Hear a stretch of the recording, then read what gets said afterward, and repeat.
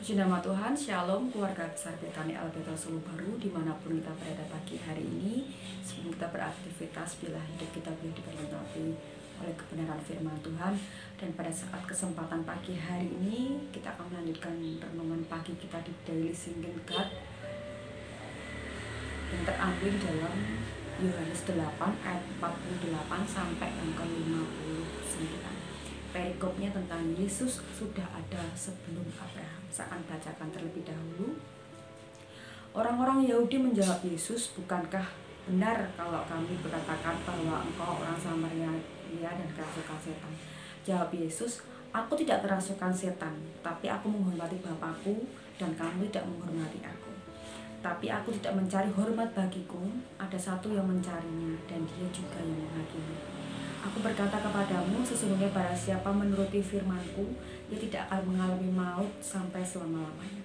Kata orang-orang Yahudi kepadanya, "Sekarang kami tahu bahwa engkau kerasukan setan, sebab Abraham telah mati, dan demikian juga nabi-nabi. Namun engkau berkata, barang siapa menuruti firman-Ku, ia tidak akan mengalami maut sampai selama-lamanya. Adakah engkau lebih besar daripada bapa kita Abraham yang telah mati? Nabi-nabi pun telah mati, dengan siapakah engkau samakan dirimu?" Jawab Yesus, "Jikalau aku memuliakan diriku sendiri, maka kemuliaanku itu sedikit pun tidak ada artinya. Bapakku lah yang memuliakan aku. Tentang siapa kamu berkata, dia adalah Allah kamu. Padahal kamu tidak mengenal dia, tetapi aku mengenal dia. Dan jika aku berkata, aku tidak mengenal dia, maka aku adalah pendusta, sama seperti kamu. Tetapi aku mengenal dia dan aku menuruti firman-Nya. Abraham bapamu bersukacita bahwa ia akan melihat hariku, dan ia telah melihatnya dan ia bersukacita." Maka kata orang-orang Yahudi itu kepadanya, "Umurmu belum sampai 50 tahun dan engkau telah melihat Abraham." Kata Yesus kepada mereka, "Aku berkata kepadamu, sesungguhnya sebelum Abraham jadi, aku sudah ada." Ayat 59, lalu mereka mengambil batu dan melempari dia, tetapi Yesus menghilang dan meninggalkan bait Allah. Puji nama Tuhan, amin. Perikopnya tentang Yesus sudah ada sebelum Abraham. Yesus memang sudah ada sebelum Abraham. Ia bahkan sejak semula bersama-sama dengan Allah, dan ia sendiri adalah Allah. Hanya saja waktu itu ia belum berinkarnasi menjadi manusia dan turun ke dalam bumi. Tetapi di dalam Yesuslah Allah Bapa berkenan turun ke dalam dunia dan menjadi sama dengan manusia. Pemahaman ini memang sulit diterima pada waktu itu. Bahkan pemahaman itu pun masih menjadi perbincangan di masa sekarang. Karena waktu itu pun orang-orang Yahudi itu tidak berasal dari Allah, dan hidupnya dikuasai oleh hikmat manusia, bukan hikmat Allah. Dan mereka dikuasai oleh dogma atau pengajaran nenek moyang yang mereka pegang. Hidup mereka, hati mereka ditutupi dari kasih karunia Allah. Bahkan sampai sekarang pernyataan itu pun juga menjadi perbincangan di mana sekarang, bahwa Yesus adalah anak Allah. Yesus sudah ada sebelum Abraham. Dari perikop ini kita belajar mengenal Yesus lebih dalam. Orang yang mengenal itu berbeda dengan orang yang sekedar tahu. Kalau orang itu mengenal, pasti orang itu akan memiliki pengalaman dan pengetahuan tentang seseorang itu. Begitu juga kalau kita mengenal Yesus, berarti kita punya pengalaman, kita punya pengetahuan tentang Yesus. Ketika kita mengenal Yesus, berarti kita hidup dalam ajaran-ajaran yang Yesus sampaikan. Orang-orang Yahudi menolak keras kehadiran Yesus pada waktu itu, karena Yesus menyatakan dirinya adalah utusan Allah. Yesus dipandang sebagai orang asing dan orang yang kerasukan setan. Dan semua ajaran Yesus itu tidak sesuai dengan ajaran yang orang Yahudi tangkap pada waktu itu. Itu seperti di ayat yang ke-48. Yesus membantah dirinya bahwa dirinya kerasukan setan dan tidak menghormati Bapa. Tapi orang-orang itu tidak menghormati Yesus justru. Ayat 49. Ayat 51 dikatakan bahwa kehadiran Yesus adalah untuk memuliakan Allah. Dan setiap orang yang menerima kehendaknya, orang itu akan mendapatkan hidup yang kekal. Orang-orang Yahudi membandingkan Yesus dengan Abraham seperti dalam ayat 52 dan 53. Abraham adalah tokoh penting bagi orang Yahudi. Bagi perjanjian lama, Abraham adalah tokoh penting. Dia adalah dari keturunannya mendapatkan banyak berkat. Hal itu membuat mereka bertanya, apa dasar yang membuat Yesus mengatakan bahwa dia sudah ada sebelum Abraham ada? Bahkan melalui Yesus kita menerima hidup yang kekal. Dan Yesus tidak memuliakan dirinya sendiri, tetapi Bapa yang memuliakan dirinya.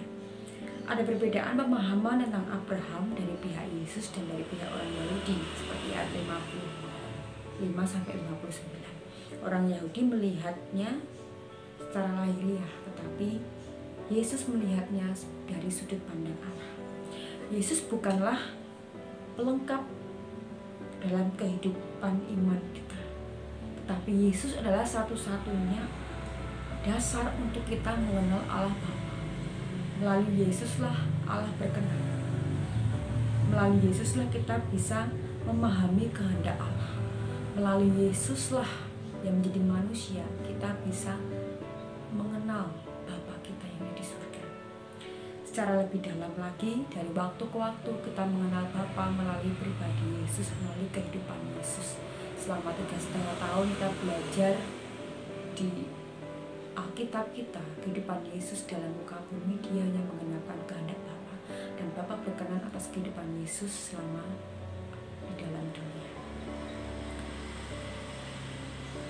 Kita dipanggil untuk mengenal dan lebih dalam lagi siapa Yesus.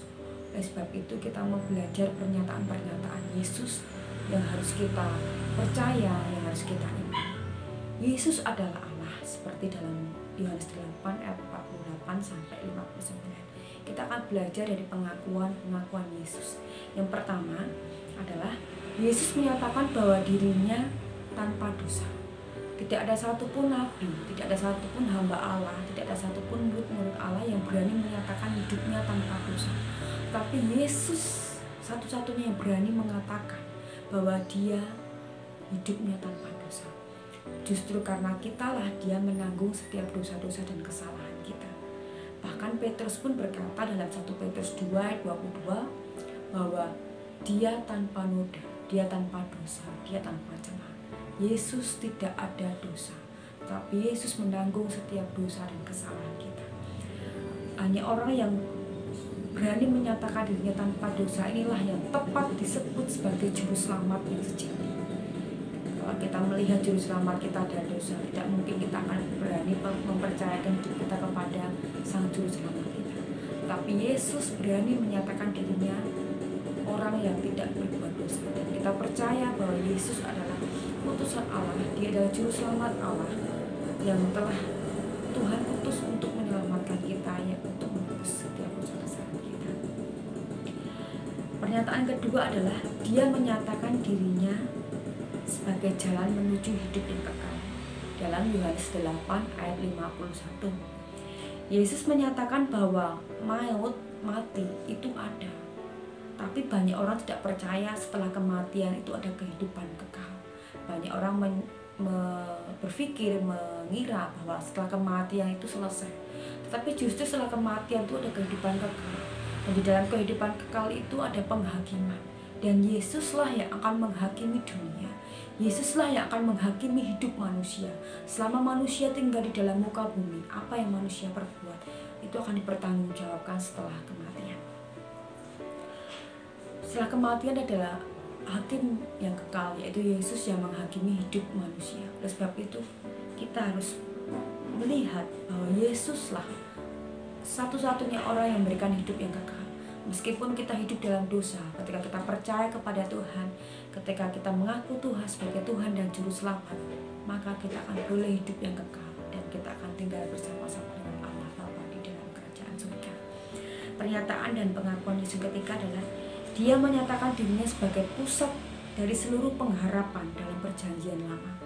Seperti dalam Yohanes 8 ayat 56, Tuhan Yesus adalah penggenap dari kehendak Bapa, seperti dalam perjanjian lama. Saat Allah mengatakan kepada Abraham bahwa melalui keturunannya semua bangsa ada berkati. Yesuslah yang dimaksud waktu itu. Yesuslah sebagai penggenap dari berkat-berkat itu dinyatakan. Begitu juga saat zamannya Musa, Tuhan menyatakan bahwa akan ada seorang nabi yang bangkit di antara mereka. Yesuslah yang dimaksud, dan Yesuslah yang menggenapi pernyataan itu. Yesus pula lah yang bangkit dari antara mereka. Yesus pula lah yang dimaksud. Bahkan kepada Adam, Tuhan menyatakan bahwa melalui keturunanmu lah yang akan meremukkan tumitnya, dalam Kejadian 3:15. Yesuslah yang dimaksud. Melalui Yesuslah yang meremukkan tumit dari musuh. Yang dimaksudnya adalah Yesus. Belum lagi dari pernyataan Nabi Yesaya, Nabi Daniel yang menyatakan tentang kedatangan Mesias. Yesuslah sebagai penggenap, dan Yesuslah itu Mesias yang menggenapi kehendak Allah. Pernyataan yang keempat adalah Dia menyatakan sebagai Allah. Yohanes 8 ayat 58. Inilah puncak dari pernyataan dan pengakuan Yesus yang luar biasa, yang dapat mengguncangkan dunia. Ini bukan pernyataan orang yang biasa, tetapi punya pernyataan dari orang yang mendapatkan kasih karunia. Pernyataan dari orang yang menjadi utusan Allah turun ke dunia, yang menyatakan Dia adalah anak Allah. Ini kebenaran yang mengguncangkan dunia. Ini kebenaran yang mengubahkan bahwa Yesuslah satu-satunya Allah. Yesuslah kepadanya Allah berkenan. Yesus adalah Allah. Mana ada hakim anak Allah, mana ada hamba Allah, mana ada nabi-nabi yang berani menyatakan dirinya sebagai Allah selain daripada Yesus.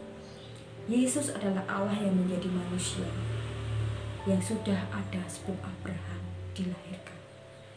Ketika kita meremehkan kehadiran Yesus, berarti kita meremehkan dan meragukan keilahian Tuhan, karena Tuhan berkenan melalui pribadi Yesus. Yesus adalah Allah yang sejati, yang turun ke dalam dunia, yang menjadi manusia, yang menebus hidup manusia. Pagi hari ini pernyataan yang luar biasa. Dan pertanyaan bagi kita, seberapa dalam kita mengenal pribadi Yesus? Seberapa dalam kita mengenal Yesus sebagai orang yang tidak berdosa, sebagai orang yang mau menyatakan dirinya sebagai anak Allah, menjadi orang penggenap atas perjanjian lama, menjadi orang penggenap atas perjanjian baru, menjadi orang yang menyatakan bahwa Dia adalah satu-satunya jalan menuju hidup yang kekal. Selain Tuhan Yesus, selain Yesus tidak ada Allah lain. Tidak ada satu pribadi pun yang berani menyatakan Yesus satu-satunya iman. Yesus satu-satunya orang tidak berdosa. Yesus satu-satunya orang yang membawa jalan kebenaran, membawa kehidupan yang kekal. Puji nama Tuhan, bila pagi hari ini kita mengenal siapa Yesus itu. Sebelum Abraham ada, Yesus itu sesungguhnya sudah ada. Karena